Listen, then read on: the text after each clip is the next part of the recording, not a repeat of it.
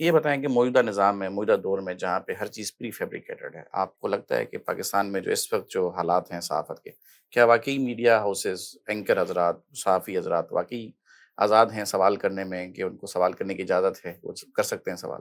اب یہ دو چار مختلف پیرائے میں یہ اس کو سمجھنے کی ضرورت ہے۔ جی جی ایک تو یہ کہ کچھ نہیں کرنا چاہتے، ہمیں آزادی دینا نہیں چاہتے، ٹھیک ہے ایک تو یہ کچھ کہیں کہیں پر ہماری آزادی سلب میڈیا مالکان کی وجہ سے بھی ہوتی ہے، ٹھیک ہے ان کے مفادات بھی ہوتے ہیں۔ ہوں، جہاں پر بھی، جس لیول پر بھی اگر آپ کسی کے مفادات کے ٹکراؤ میں آئیں گے تو آپ کو سینسرشپ کا سامنا کرنا پڑے گا۔ یہ ایسے ہی ہمارے یہاں نہیں، پوری دنیا میں اس ایسے ہی طرح ایسے ہوتا ہی ہے، ٹھیک بالکل ہے۔ ایسے ہی ہمارے یہاں کیا ہے کہ اس میں آج کے دور میں بڑا مشکل ہو گیا ہے خود میڈیا کا سروائیو کرنا۔ جب آپ مطلب گاڑی چلانا آپ کے لیے پیٹرول کی وجہ سے اگر مشکل ہو رہی ہے، اور پھر میں آپ سے بیٹھ کے بات کروں کہ یار اس کا اے سی چلتا ہے یا نہیں چلتا، یار اس کی سیٹس کمفرٹیبل ہیں یا نہیں ہے، تو یہ تو بات ہی فضول ہے۔ بھائی میرے پاس تو پیسے نہیں ہے کہ میں گاڑی کو چلاؤں اور آپ بات کریں کہ یار اس کی سیٹیں کمفرٹیبل نہیں ہیں۔ تو اس وقت جو ابھی میڈیا ہمارے پاس مکمل طور پر زوال پذیر ہوتا جا رہا ہے اور تیزی سے ہو رہا ہے۔ تو اس وقت تو اب تو میڈیا ورکرز کو روٹی کے لالے پڑے ہوئے ہیں۔ ڈرو بنا ڈھولیا نہ ہے سانیہ سون جی، یہ سندھی ایک شعر ہے نا، جس کا مطلب یہ بالکل کہ صحیح، اگر بالکل بالکل آپ کے بالکل یہی ہے، بالکل پیٹ یہی ہے، بھوکا ہے آپ کا اور آپ ایسا کے ہی پیٹ خالی ہے ایسا ہی ہے۔ تو پھر آپ کو حسن بھی نظر نہیں آتا۔ تو اس وقت پاکستانی میڈیا تو اپنے سروائیول کی جنگ لڑ رہا ہے۔ اب وہ فریڈم آف اسپیچ والا معاملہ تو چلا گیا کہیں۔ اب آپ دیکھیں ہر روز آئے دن جو ہے وہ میڈیا ہاؤسز سے بے روزگار کیا جا رہا ایسے ہی ہے۔ ابھی بھی آپ تازہ مثالیں موجود تو اس وقت ابھی اگر تھوڑا بہت اگر کوئی انڈیپینڈنسی اگر آپ کو نظر آتی ہے تو وہ یہ آپ کے اور ہمارے جو ڈیجیٹل پلیٹ فارم ہے وہاں پر ہے کہ ہمیں کوئی پیمرا ہم پر حکم نہیں چلاتا، ہم کسی انفارمیشن ڈپارٹمنٹ کے محتاج نہیں ہیں۔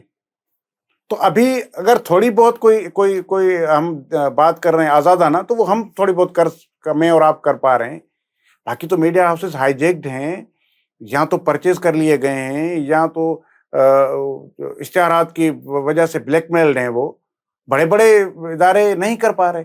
تو میرے خیال میں آج کے دور میں تو پاکستان کے اندر تو آپ کہیں کہ میڈیا جو ہے وہ بڑا وائبرنٹ ہے، اب کچھ بھی نہیں رہا۔ اب آپ دیکھیں کوئی پروڈکٹیولی بات ہوتی ہے؟ نہیں بھائی، گھسی پٹی باتیں ہیں۔ گھسی پٹی ٹاک شوز میں دیکھیں وہ ایک دوسرے کے گریبان پکڑے ہوئے، وہی جو آج سے 20 سال پہلے پکڑے ہوئے تھے۔ وہی دستوں گریباں ہیں آپس میں۔ آج ایک اینکر ایک بیٹھا ہے، اگر 4 روپے مل جاتے تو آپ کو اگلے دن وہ دوسرے اسکرین پہ نظر آ رہا ہوتا۔ تو وہ پورا اب جو ہے نا وہ ایک ایسے آرٹیفیشل جیسے چیزیں ہو گئی ہیں۔ اس کی وجہ سے آج آپ مجھے بتائیں کہ جتنے بھی بڑے میڈیا ہاؤسز ہیں جن کا مہینے کا بجٹ کروڑوں روپے میں، کمائی بھی کروڑوں میں ہے اور ان کے اخراجات بھی کروڑوں میں، لیکن وہ بھی گھوم پھر کر اپنی چیزیں ڈیجیٹل پہ رکھ رہے ہیں، ایسے ہی ہے، جس پہ ہم اور آپ بھی رکھ رہے ہیں۔ بالکل ایسے ہی ہے۔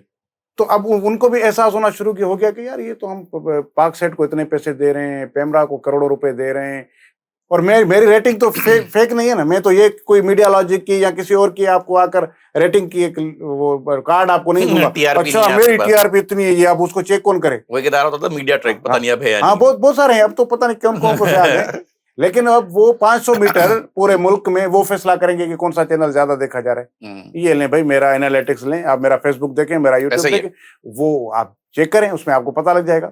تو آج کل کے دور میں مجھے ریٹنگ بھی ثابت کرنے کی ضرورت نہیں ہے، مجھے اپنا کنٹینٹ کسی کو ثابت کرنے کی ضرورت نہیں، عوام پسند کر رہے ہیں، آپ مجھے دیکھ رہے ہیں، میرے لیے یہی بڑی کامیابی ہے۔